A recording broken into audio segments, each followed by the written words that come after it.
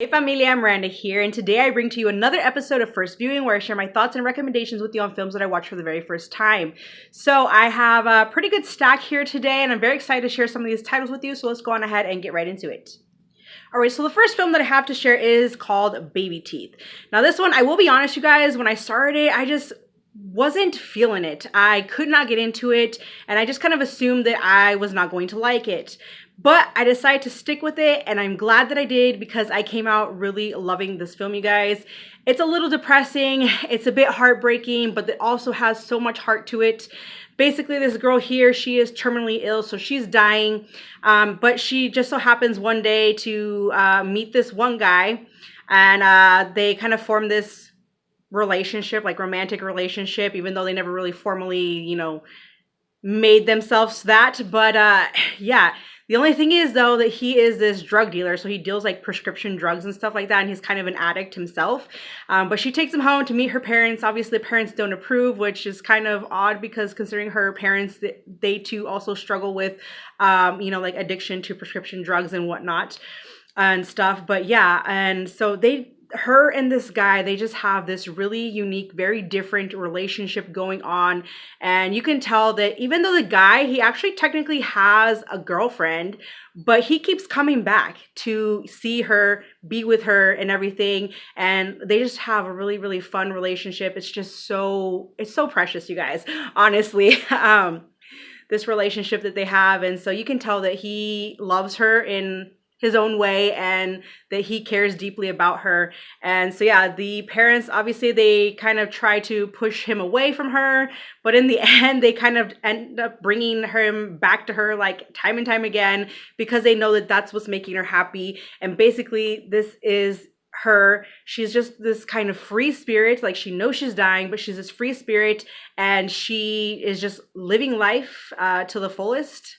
And so that's kind of what this film is trying to put out there is you don't even have to be terminally ill. Just live life to the max like it was your last day. And so yeah, that is just kind of the beauty of this film. And the last 10 minutes just absolutely wrecked me, you guys. And I was not really expecting that to happen, but it did. And mind you, even the end credits, they leave you on this one scene. And it just leaves you wondering, it just leaves you thinking about things, about life, about the film and everything that happened here. And just some of the words that were said towards the end of the film. It's beautiful, you guys. I highly recommend it. All right, so next up I have Earth Girls Are Easy. So I did enjoy this one, you guys. I'm not gonna say that I was like laughing hysterically at it, but I did get some good chuckles from this. It's definitely cheesy, but it definitely seems like a fun film for its time, and it's just so very colorful, which I love that. And just, some fun people in here, some fun characters and whatnot. And yeah, it's just absolutely cheesy, you guys. So great little popcorn flick to just throw on, get a few chuckles out and whatnot. But yeah, and I'd say like Jeff Goldblum's character, he was definitely the more kind of like calm, laid back alien. But Jim Carrey and Damon Wayans, they're definitely just absolutely hilarious, so much fun. And I love the whole Damon Wayans dance scene at the club. That was freaking awesome. I loved it. But yeah, you guys, it's a decent flick. If you're just looking for an easy watch, like I said, it's super colorful. There's just pure cheesiness to this, and even like the songs in here, it's sort of like a musical, so there's some singing, dancing going on and stuff. But yeah, I enjoyed it. All right, so the next one I have is this film here called Don't Be Afraid of the Dark. This one I actually got at Dollar Tree, and I really wanted this one for Bailey Madison. She's young in this one, but I absolutely love her. I think she's a very underrated actress. But yeah, so Bailey Madison's in here, and she plays this little girl that she ends up going to stay with her dad. Her dad just bought this like abandoned mansion or whatever, and so there's these like voices that are calling to her and everything, and sort of like these little creatures that live in the basement. Basically, it has to do kind of like with folkloric horror, sort of.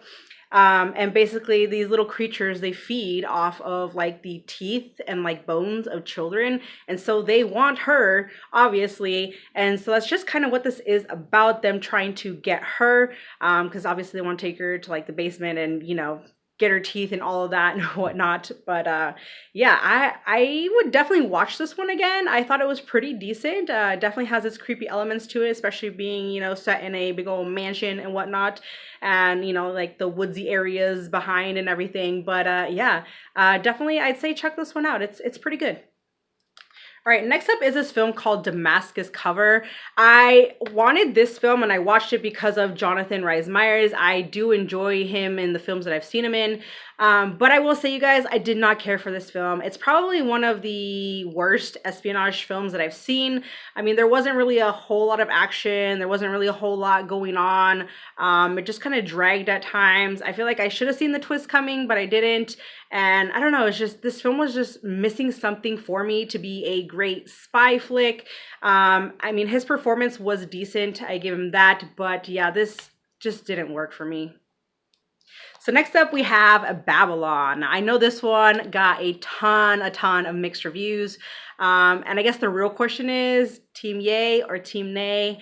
And you guys, I freaking loved it. I loved it so much, you guys. This is a total freaking masterpiece, this film. Yes, it's mad crazy long, but at no one point did I lose interest in it. I thought it was actually paced fairly well, and I was just so invested to this film and all of the characters. There's so many characters in here, but I loved every single one of them, and this is just such a... The score in this, you guys. The score in this is absolutely freaking amazing. But yeah, you guys, I really don't know. It's hard to talk about this film a little bit because there's just so much going on. But like I said, I was invested the whole time, and I loved it. I thought it portrayed very well, just the whole Hollywood scene, like life in Hollywood and trying to make it as an actor, actress, director, whatever. But you do get to see just like all of it, you guys.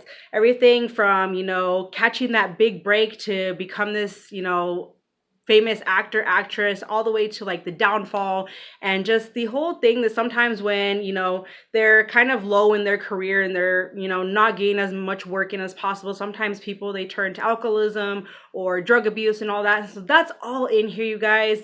And even just trying to make it as, whether it's you know, writing screenplays or being a director, producer, whatever, all of that is in here. And I just thought that this film did such an amazing job of portraying all of that. Being able to see all of like the filming going on for like different scenes and you know, different movies and stuff like that, that was super fun to see. And even just like the Hollywood partying and all of that, you know, epic. I will say though, when I was hearing reviews on this, people were talking about how this film was just a lot of nudity and sex. Guys, honestly, I mean, yes, there are definitely some scenes in here that have some graphic nudity, like both ends. And, you know, there's a little bit of like sex tied into that, but it's nothing like, okay, so like the first party though, that one was pretty wild, I will say. But there's only really like, I think 3 scenes that I saw that had all of that going on. And, it's not like this film is just all about that, because it's not. Trust me. So don't believe all of that people are telling you that this is just straight up, you know, sex, nudity, and should be like a porno or whatever. No, it's not like that, you guys. There's just so much to this film. Just so amazing. I highly recommend that you guys watch this. It is just an absolute masterpiece, and just all the performances in here were just so well done. So yeah, I really enjoyed this one. Next up is Baby Blood. So this is a French film, you guys, but you know, I watched it with the subtitles and everything, but I really enjoyed this one, you guys. It is very gory, which I absolutely love. There's some parts in here, there's just total bloodbath.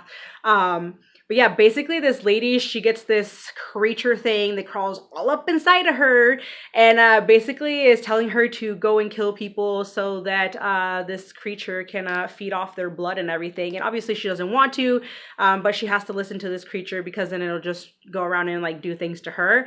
And so yeah, she goes off killing random people and whatnot to feed this creature that's inside of her. And you know, as it kind of progresses, you can tell that she kind of develops this like kindness and like motherly feeling for this creature that's in her. But it's just kind of a wild bloodbath, very gory. So yeah, I recommend this one if you're into that kind of stuff. Okay, so the next film I have here is Till. This is absolutely phenomenal. It is a very, very heartbreaking story. It is inspired by a true story. And basically this woman right here, her son, she sends him to go visit his cousins and stuff in, I think it was Mississippi. Yeah, in Mississippi. And while he's down there, he ends up, all because he said to a white girl, this white store clerk, that she was pretty and that she looked like a movie star. All because of that, he lost his life. These people, I guess it was like her husband and like some other people that they had gone, they got the boy. I guess they like beat him and shot him and dumped him in a river. And so this film is basically the mom's story of her inspiring fight for justice for her son, because some people knew like who the killers were, but they did not want to come forward and stuff. So she had the body transported to her, and obviously it had absorbed so much water from like being in the river. It was pretty like mutilated and stuff like that. And so people were asking and stuff, or like doubting whether it was actually her son, but she's like, she knew. And so that was kind of like her argument, was from a mother's perspective and everything, that she knows her son and whatnot. And yeah, it sucks that justice was never served, even though after many years the killers came forward in an interview and were even paid and all of that and whatnot, but were never found guilty or anything like that. So the poor boy never got justice and whatnot. But this is just such an amazing film about her fight to get her son's killers to be found guilty, which unfortunately didn't happen. But still, because of this happening, the whole like Civil Rights Act came into effect and everything. And then they even made, I think, like a bill for her son and whatnot, sometime after. But yeah, it is just a phenomenal, very heartbreaking film. I definitely, shed some tears here and there, but yeah, highly recommend this one. Okay, so next we have Arsenic and Old Lace. You guys, I freaking love this film so damn much. It is so flippin' hilarious, and all of the characters in here are just so much fun.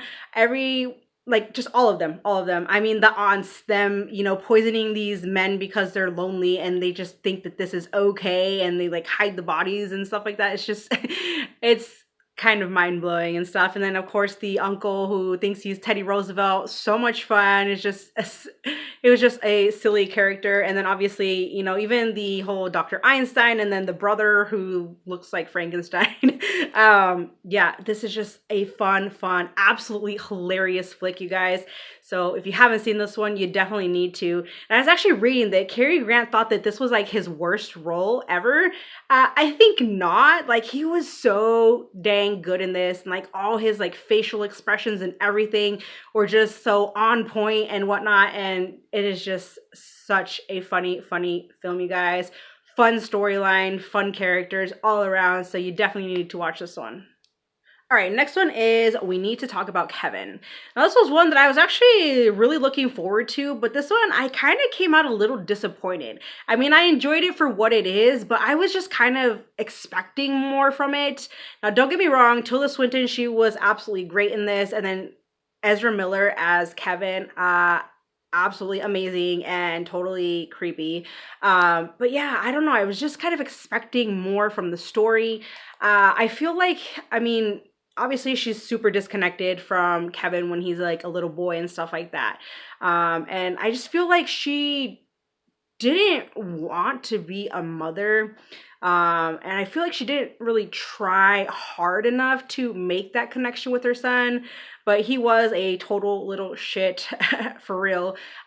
Which I get that. I get her anger and just kind of her, and then kind of pushing herself away from him, to not really have that connection, because she was seeing that he had a better connection with the dad and whatnot.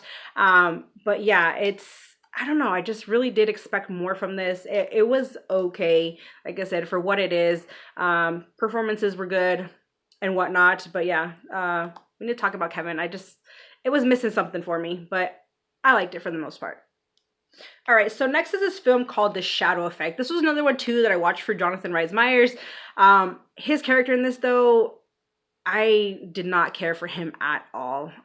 No, he kind of sucked in this. His role just wasn't really that big. But Cam Gigandet, I really like him, and I thought he was really good in this. And I mean, I would watch this film again. It's fairly decent, and just kind of has to do with, you know, this whole like cloning experiment going on and whatnot, and separating, you know, what's real and what's not, kind of thing.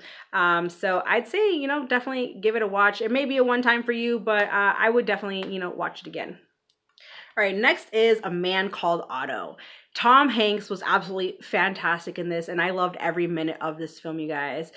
So he plays this kind of grumpy dude. His wife passed, and so it kind of turned him into this like grumpy person because he's been lonely and whatnot. And so the only thing about this film, though, you guys, is there are several suicidal attempts in here. So that may not be for you, but it is part of the film nonetheless, and just kind of has to do with like the depression that he's going through of having, you know, lost his wife and everything. And but yeah, he just plays this like grumpy guy. He's kind of just has his routine stuff that he does, and just happens to befriend these new neighbors that move in, and just forms this really sweet relationship with this pregnant woman and stuff, and her family and whatnot. And so yeah, he is kind of getting a family back in a way, the one that he lost, that is. But yeah, this is such a very heartfelt and touching yet very heartbreaking film. I loved how the story progressed in here, and just all of the, you know, neighbors around him, that they, even though he's this grumpy guy, they still care for him. I mean, he's lived in this place for like so many years, and you know, with his wife and everything, who just had recently passed and whatnot. And so yeah, I mean, you know, in the end, he, like I said, he kind of gets his family, he rekindles some friendships and stuff like that. And it's just under this grumpy guy, you know, he still has a big heart, since he's always like helping people out and whatnot. But I love how they showed kind of the present, and then they kind of showed, you know, back when he was younger. And I thought it was awesome that his son portrayed his younger self in here and whatnot. And, you know, just the sweet way that his relationship kind of evolved with his wife and everything. And, you know, what events took place, you know, that led up to, you know, the present and all that. So it is just such a really, really good film, you guys. So I highly recommend that you check this one out if you haven't. All right, next is Don't Worry, Darling. So Florence Pugh, she was great, no doubt. Harry Styles, as one would suspect, he's just in here to be a pretty boy, obviously. But this one, it was all right. It takes place in this really like idyllic community, whatever, where everybody just kind of like has like similar houses, similar cars, they all kind of dress the same and stuff like that. And so but there's something fishy going on and whatnot. And so Florence Pugh's character, she is trying to figure out, you know, what's real, what's not, and uncover this, you know, whatever's going on. And to be honest, you guys, I mean, I thought it was okay. Is it highly rewatchable? Probably not. But I would definitely watch it again. If you're into like the Twilight Zone, this felt like a long episode of the Twilight Zone. So, I mean, yeah, I don't know much else to say on this one, other than it was okay. And yeah, so it definitely gave me like Twilight Zone vibes and whatnot. So, but I found it kind of predictable, and I kind of saw the twist coming, because you knew in the back of your mind that had to do something with like that topic. But yeah, so it was all right. All right, so I finally watched Volcano, and I mean, I enjoy a good disaster flick. I thought that this was pretty good. I do kind of prefer Dante's Peak over this, but I mean, this was still kind of interesting. I thought that the like practical effects were pretty good and whatnot, and just the whole like lava flowing through the streets and whatnot. It's just kind of interesting for like this sort of volcano and like lava to come up in the middle of the city and whatnot. So Tommy Lee Jones, he was pretty good in here, as well as Anne Heche. But yeah, I enjoyed this one for the most part. It's a good little disaster flick. Kind of questionable at times. Like, I mean, you should be evacuating, not trying to stop this like lava, you know. But yeah, for the most part, it's pretty good, you guys. I enjoyed it. So next, I did check out this true crime called Capturing the Freedmans. Now, I really was not aware. I didn't know anything about this story, but it was very, very interesting, and it was a very good true crime watch. So it basically deals with this family here. There's a mother, the father, and the three sons, but the story revolves around the dad and the youngest son. So it has to do basically with like child pornography. The dad, he is caught with child pornography, and it's weird because there was one comment the mother made, and it was just like he just wanted to look at them. Like, no. But yeah, so and it just kind of led into other things, like with the son. I guess that they had like a really good relationship, the dad and the younger son. And so he was like a computer teacher at a school, and so somehow from the child pornography, it went into this thing about acts of sodomy and just like sexual abuse to, you know, young boys that were in that computer class and whatnot. And I don't know how, but I don't know if he maybe offered like special like computer classes through his home or something, because there was events where there was like boys in the home and whatnot and stuff. So but yeah, it basically had to do with like the dad and the younger son, because I don't remember exactly what age he was, but the two of them together, because I guess he was like also in that class or whatever, and so the two of them doing these like acts of sodomy and everything. And so yeah, somehow I think it was like Thanksgiving, police come knocking and they arrest the two of them and stuff. And it's a questionable case though, because there was never really any like solid evidence found other than like the child pornography. They supposedly had one key witness, but then like a bunch of other boys who had claimed that you know, they were like sexually abused or whatever by the dad and by the son. It's just kind of their word. A lot of like the parents to these kids were like, oh yeah, nothing happened, you know, but the police would keep asking and asking and bugging. He's like, oh, he did this to you, kind of like trying to put words in their mouth. And it came to the point where even like there was one who said that he didn't remember anything, but they tried like hypnosis on him, and all of a sudden he remembered everything. So I don't know if they tried to make it seem like it was like some sort of like brainwashing going on or what. But yeah, so it's an interesting case because, like I said, there was not really any real solid evidence. I mean, there was some people that came forward. There's even one kid that it was like, oh, it happened this number of times. And so he goes back for a second course. Like, why would you go back if you had all that stuff happen to you for it to happen again, like so many times? It just doesn't make any sense. So it's questionable whether they were actually really guilty of that or not, or whether it was, you know, the police like putting words into these people's mouths to make a case or whatever. But yeah, nonetheless, it's disturbing.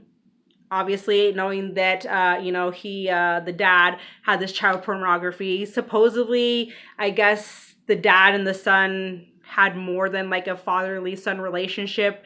And then even the dad, he, I guess, had some letters that came up and stuff that he supposedly wrote. But the thing is, like, he supposedly confessed some things in there, but these letters are typed. They weren't like handwritten. I mean, yeah, he's a computer teacher, but anybody could type a letter, you know, kind of thing. So it's an interesting case for sure. The dad, I guess he did end up dying in jail, and then the son, he was actually released some years back and whatnot. But yeah, and even for the mom to have stayed with the dad after finding out all of this stuff that's happening, she stayed with him for a long time while he was still in jail, but ended up divorcing him while he was in jail. It's just an interesting case. If you guys have, you know, heard anything on this case, definitely let me know your thoughts on what you guys think about the case here. All right, so we're down to the last two. So this one here is The Vampire's Assistant. I thought this was a solid watch. It definitely has its fun moments. It's pretty funny at times. And basically this kid here, he gets turned into a like half vampire by John C. Reilly's character, because he gets bit by his spider, his pet spider. And so you know, in order to save him, he had to turn him into this, you know, half vampire, and he had to become his assistant, and his family couldn't know about him like still being alive or anything like that and whatnot. So and basically, you know, him being a vampire, he kind of forms part of this kind of like freak show circus. So you have a bunch of really fun and unique characters in here, which I loved seeing all of them and whatnot. But yeah, it's definitely a fun watch, and I wouldn't mind checking this one out again. Last but not least, probably one of the worst anthologies that I have ever seen, and that is To Die For. It's not Die To For, but To Die For. I know, kind of weird how they put that, but yeah. So it's not super long. It's only an 80-minute anthology. But what was so annoying about this is literally the first half. So there's like a ton of different stories, but the first half of these stories, all of them were like a minute or less. So they were super, super short stories. Some of them were just really, really stupid. And yeah. Then the other half was like between like a minute to 3 minutes long. So there's not any like long like stories in here. They're all super short, which I found to be kind of annoying, and I didn't care for any of the stories really. I didn't think any of them would make for like, you know, a great, you know, like longer movie or anything like that. I just thought this was really dumb, you guys. So I do not recommend you check this one out. Don't waste your time. It's a terrible anthology. So that is it for today, you guys. Let me know if you guys have seen some of these films and your thoughts on them. Thank you guys so much for checking out this episode, and I'll see you in my next one. Bye, guys.